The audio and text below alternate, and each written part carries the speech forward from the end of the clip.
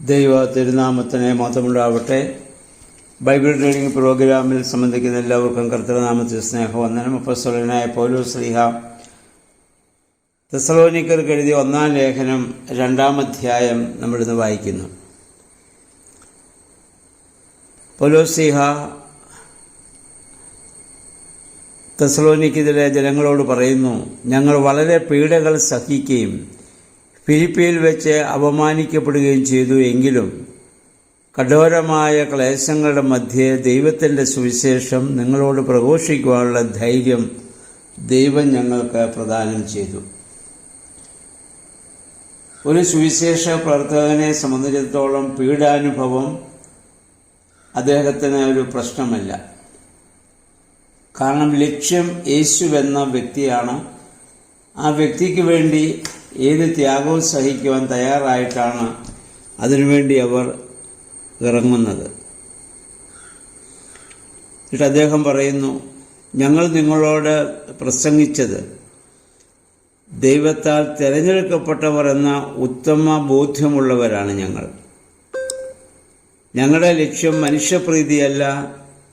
ആർക്കു വേണ്ടി ഞങ്ങൾ പ്രവർത്തിക്കുന്നുവോ ആ ദൈവത്തിൻ്റെ പ്രീതിക്ക് വേണ്ടിയാണ് ഞങ്ങളിതൊക്കെ ചെയ്യുന്നത്. സുവിശേഷ വേലയും ദൈവിക പ്രവർത്തനങ്ങൾ ചെയ്യുന്ന എല്ലാവരും ഇതറിഞ്ഞിരിക്കുന്നത് നല്ലതാണ്. പലപ്പോഴും ഈ ഭൂമിയിൽ സുവിശേഷ പ്രവർത്തനങ്ങളും ജീവകാരുണ്യ പ്രവർത്തനങ്ങളൊക്കെ പലപ്പോഴും മനുഷ്യരുടെ പ്രീതിക്ക് വേണ്ടി പലപ്പോഴും ചെയ്യാറുണ്ട്. അങ്ങനെയുള്ളവർക്ക് പ്രതിഫലം കിട്ടിപ്പോയി എന്ന കർത്താവിൻ്റെ സുവിശേഷത്തിൽ കർത്താവ് പറഞ്ഞത് നമ്മൾ ഓർക്കണം. ഇവിടെ നമ്മൾ ലക്ഷ്യമാക്കേണ്ടത് ദൈവത്തെയാണ്. ആ ദൈവപ്രീതിയാണ് നമുക്ക് ആവശ്യമായിട്ടുള്ളത്.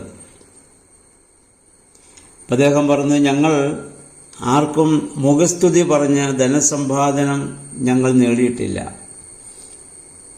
പലപ്പോഴും സുവിശേഷ പ്രസംഗങ്ങളിൽ പല ആളുകളെക്കുറിച്ചും മുഖസ്തുതി പറയും നമ്മൾ കേൾക്കാറുണ്ട്. ഏത് പ്രസംഗത്തിലും ആദരിക്കപ്പെടേണ്ടത്, ബഹുമാനിക്കപ്പെടേണ്ടത് കർത്താവായ യേശു ക്രിസ്തുവാണ്. അതിനപ്പുറം ഒരു വ്യക്തിയും നമുക്ക് വലുതല്ല എന്ന കാര്യം എപ്പോഴും നമ്മൾ ഓർക്കേണ്ടതാണ്. ഓരോ സുവിശേഷ പ്രസംഗം കേട്ട് കഴിയുമ്പോഴും കർത്താവ് എത്ര വലിയവനെന്ന് പറയാൻ നമുക്ക് സാധിക്കണം. അപ്പോഴാണ് ആ പ്രസംഗത്തിന് പ്രസക്തി ഉണ്ടാവുക. അത് കേട്ടവർക്ക് ഫലപ്പെട്ടു എന്ന് പറയാൻ സാധിക്കുകയുള്ളൂ. ജനത്തിൽ നിന്ന് സാമ്പത്തിക സഹായം ഒന്നും പ്രതീക്ഷിക്കാതെ സ്വന്തം കൈകൊണ്ട് വേല ചെയ്ത് ഉപജീവനം നടത്തിയാണ് അവർ ജനങ്ങളുടെ ഇടയിൽ പ്രവർത്തിച്ചു വന്നത്. എന്നിട്ട് പറയുന്ന, ഒരു അമ്മ കുഞ്ഞിനെ എന്നപോലെ വാത്സല്യത്തോടെ ഞങ്ങൾ നിങ്ങളെ പരിപാലിച്ചു. മാത്രമല്ല ഞങ്ങളുടെ ജീവൻ തന്നെ നിങ്ങൾക്ക് വേണ്ടി അർപ്പിക്കുവാനുള്ള വാത്സല്യത്തോടെയാണ് നിങ്ങളുടെ ഇടയിൽ ഞങ്ങൾ പെരുമാറിയത്. ആദിമസഭയിൽ അങ്ങനെയായിരുന്നു. എല്ലാവരും സഭയ്ക്ക് വേണ്ടി അധ്വാനിക്കുകയും പ്രവർത്തിക്കുകയും ചെയ്തത്. അതുകൊണ്ട് ആരും അവർക്ക് വേണ്ടി ഒന്നും അവരാരും ഇത് ചെയ്തിട്ടില്ല. എന്നാൽ ഇപ്പോൾ ആ സ്ഥിതിയൊക്കെ മാറിയിട്ടുണ്ട്. സുവിശേഷ വേല തിരഞ്ഞെടുക്കുന്നത് തന്നെ പലപ്പോഴും തങ്ങൾക്ക് തന്നെ മറ്റുള്ളവരുടെ ഇടയിൽ അംഗീകാരവും ലഭിക്കുന്നതിനും ധനസമ്പാദന മാർഗമായും പലപ്പോഴും ഇത് മനുഷ്യർ ദുരുപയോഗം ചെയ്യാറുണ്ട്. അതിൽ നിന്ന് വ്യത്യസ്തമായി ഈ ലേഖനം നമ്മെ ചിന്തിപ്പിക്കണം. പൗലോസും അന്നത്തെ സ്നേഹിതന്മാരും കർത്താവിന് വേണ്ടി എത്ര നിസ്വാർത്ഥമായിട്ടാണ് അവർ പ്രവർത്തിച്ചതെന്ന് നമ്മൾ അറിഞ്ഞിരിക്കേണ്ടതാണ്. ഞങ്ങളിങ്ങനെ പ്രവർത്തിക്കുന്നതോടൊപ്പം ഒരു അപകീർത്തിക്ക് പാത്രമാകാതെ ക്രിസ്തുവിലുള്ളവർക്ക് അനുയോജ്യമായ രീതിയിൽ ഒരു നിഷ്കളങ്ക ജീവിതം നയിക്കാൻ ഞങ്ങൾ ശ്രമിച്ചിട്ടുണ്ട് എന്നുള്ളതാണ്. അപ്പോൾ ഞങ്ങളുടെ ലക്ഷ്യമൊന്ന് മാത്രമാണെന്ന് അദ്ദേഹം പറയുന്നു, നിങ്ങളെ വിളിച്ച ദൈവത്തിൻ്റെ രാജ്യത്തിന് അർഹരാകത്തക്കവണ്ണം നിങ്ങൾ ജീവിക്കണം. പ്രിയമുള്ളവരെ, നമ്മൾ വേദപുസ്തകം വായിക്കുമ്പോഴും പ്രാർത്ഥിക്കുമ്പോഴും ആരാധിക്കുമ്പോഴൊക്കെ നമ്മുടെ ലക്ഷ്യവും ഇതുതന്നെയായിരിക്കണം. നമ്മളെ ഓരോരുത്തരെയും ഈ സഭയിലേക്ക് കർത്താവിൻ്റെ മരണത്തോടും പുനരുത്ഥാനത്തോടും ഏകീഭവിച്ച് നമ്മളെ വിളിപ്പിച്ചതായ ദൈവത്തിൻ്റെ ആ സ്വർഗരാജ്യത്തിന് അർഹരാകത്തക്കവണ്ണം ഉള്ള ജീവിതം നയിപ്പാൻ നമുക്കിടയാവണം. അതായിരിക്കണം നമ്മുടെ ലക്ഷ്യം. നമ്മുടെ പ്രാർത്ഥനകളുടെയും ആരാധനകളുടെയും വേദപുസ്തക വായനകളുടെയും ഒക്കെ ലക്ഷ്യം അതായിരിക്കണം. ആ ദൈവരാജ്യത്തിൽ ഒരു ചെറിയ വ്യക്തിയായിട്ടെങ്കിലും എന്നെ നമ്മൾ അംഗീകരിക്കപ്പെടുവാനിടയായിട്ട് തീരണം. ആ രാജ്യത്തെ ലക്ഷ്യമാക്കിയാണ് നമ്മൾ ജീവിക്കേണ്ടത്, പ്രവർത്തിക്കേണ്ടത്. നമ്മുടെ കർത്താവ് ആ രാജ്യത്തെക്കുറിച്ചാണല്ലോ പറഞ്ഞത്. പുഴുവും തുരുമ്പും നശിപ്പിക്കാത്ത രാജ്യമെന്ന് കർത്താവ് പറഞ്ഞത് ആ സ്വർഗരാജ്യത്തെക്കുറിച്ചാണ്. പിന്നെ ഇവിടെ അപ്പോസ്തലനായ പൗലോസിനുള്ള ഒരു സന്തോഷം 13-16 വാക്യങ്ങൾ അദ്ദേഹം പറയുന്നു. ഞങ്ങൾ നിങ്ങളോട് പറഞ്ഞതൊക്കെ മനുഷ്യരിൽ നിന്നല്ല, ദൈവഹിതാനുസരണമാണ് ഞങ്ങൾ പറയുന്നതെന്ന് നിങ്ങൾ വിശ്വസിച്ചു. അതിലാണ് അവർക്ക് ഏറ്റവും വലിയ സന്തോഷം. വിശ്വാസികൾക്ക് പീഡ എവിടെയും ഉണ്ടാകും. യഹൂദിയായിലെ യഹൂദന്മാരായ ക്രൈസ്തവരിൽ നിന്ന് തന്നെ അനേക പീഡകൾ ഇവർ സഹിക്കേണ്ടി വന്നു. അപ്പം അങ്ങനെയുള്ളവർക്ക് ദൈവത്തിൽ നിന്നുള്ള ശിക്ഷ ലഭിച്ചേക്കാം. പക്ഷെ ഞങ്ങൾ ആരെയും ഇവിടെ വിധിക്കുന്നില്ല. ആ പീഡകളൊക്കെ സഹിച്ചുകൊണ്ടാണ് ഞങ്ങൾ ഈ പ്രവർത്തനങ്ങൾ ഇവിടെ ചെയ്യുന്നത് എന്നാണ് പൗലോസ്ലീഹ അവരെ ഇവിടെ ഓർമ്മപ്പെടുത്തുന്നത്.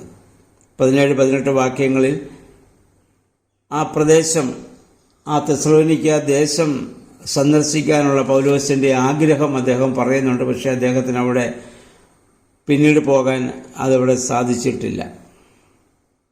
അദ്ദേഹം പറഞ്ഞ പിശാച് മുഖാന്തരം ഞങ്ങളുടെ യാത്ര അവിടെ തടസ്സപ്പെട്ടുവെന്നാണ്. 19 വാക്യം ആത്മാർത്ഥതയുടെ മൂർത്തീകരണമായൊരു പൗലോസിനെ നമുക്ക് ഈ വാക്യത്തിലൂടെ കാണാൻ പറ്റും. ഒരു സഭാപ്രവർത്തകന്റെ അല്ലെങ്കിൽ ഒരു ഭരണാധിപന്റെ വിജയമെന്ന് പറയുന്നത്, അദ്ദേഹത്തിൻ്റെ കിരീടമെന്ന് പറയുന്നത്, വിശ്വാസികൾ ഞാനും എൻ്റെ മക്കളും എന്ന രീതിയിൽ ദൈവത്തിന് പൂർണ്ണമായി സമർപ്പിക്കുവാൻ സാധിക്കുക, കർത്താവിൻ്റെ പുനരാഗമനത്തിൽ അവനോട് ചേരുവാൻ സാധിക്കുക എന്നുള്ളതാണ്. ആ ഒരു അവസ്ഥയിലേക്ക് വിശ്വാസികൾ വളരുന്നു എന്നുള്ളതാണ് ഒരു സുവിശേഷ പ്രവർത്തകന്റെ ഏറ്റവും വലിയ കിരീടവും ഏറ്റവും വലിയ അഭിമാനവും. ആദിമസഭയിലൊക്കെ അപ്രകാരമുള്ള ചിന്താഗതിയോടുകൂടിയാണ് സഭാപിതാക്കന്മാർ സഭയിൽ പ്രവർത്തിച്ചു വന്നത്. ഇപ്പോൾ അതൊക്കെ മാറിയിട്ട് ഭൗതികമായ അധികാരങ്ങൾക്ക് വേണ്ടിയും നേട്ടങ്ങൾക്ക് വേണ്ടിയും അംഗീകാരത്തിനൊക്കെ വേണ്ടി മനുഷ്യർ ചിന്തിക്കുന്നു എന്നുള്ളതാണ് ഇപ്പോൾ സഭയിലെ പ്രശ്നം. ഇവിടെ യേശുക്രിസ്തുവിൽ വിശ്വസിക്കുന്നത് സംബന്ധിച്ചോ വിശ്വാസപരമായോ ആചാരാനുഷ്ഠാനങ്ങൾ സംബന്ധിച്ചോ ഒരു വാദമോ ഒരു തർക്കമോ ഒന്നും ഇപ്പോഴും സഭയിലില്ല. ആദിമസഭയിലൊക്കെ അതുണ്ടായിരുന്നു. ഇപ്പോഴുള്ള എല്ലാ വാദങ്ങളും എല്ലാ തർക്കങ്ങളും എല്ലാ കലഹങ്ങളും എല്ലാം ഭൗതികമായ ആവശ്യങ്ങളെ പ്രതി മാത്രമാണെന്ന് നമ്മൾ മനസ്സിലാക്കുക. അതുകൊണ്ട് അതിനെയൊക്കെ നമ്മൾ വിട്ട് ക്രിസ്തുവിനെ ലക്ഷ്യമാക്കി ജീവിക്കുന്ന ഒരു പൂർണ്ണ സമർപ്പിതമായ അവസ്ഥയിലേക്ക് കടന്നു വരുവാൻ നമുക്കിടയാകണം. പെന്തിക്കോസ്തിയുടെ കാത്തിരിപ്പിൻ്റെ ഈ ദിവസങ്ങളിൽ അതിന് പരിശുദ്ധാത്മാവെ ഞങ്ങളെ ശക്തീകരിക്കണമേ, ഞങ്ങളെ ബലപ്പെടുത്തണമേ എന്ന് നമുക്ക് പ്രാർത്ഥിക്കാം. ആ പരിശുദ്ധാത്മ പ്രേരണയോടുകൂടി മുന്നോട്ട് കൂടുതൽ ചിന്തിക്കുവാനും പ്രവർത്തിക്കുവാനും ദൈവം നമ്മെ സഹായിക്കട്ടെ. എല്ലാവർക്കും നല്ല ഒരു ശുഭദിനം ആശംസിക്കുന്നു. ദൈവനാമം മാത്രം മഹത്വപ്പെടുവാൻ ഇടയാവട്ടെ.